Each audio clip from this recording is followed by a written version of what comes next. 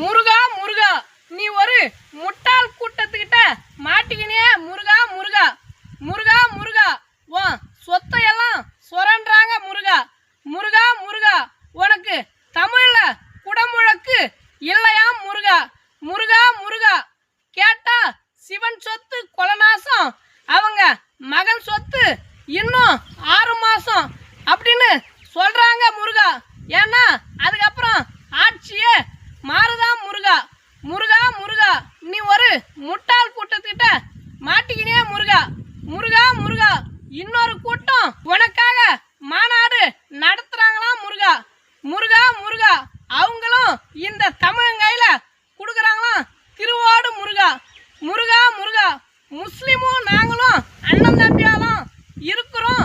முருகா முருகா, அண்ணன் தம்பியை பிரிக்கிறதுக்கான வேலையெல்லாம் செய்யறாங்க.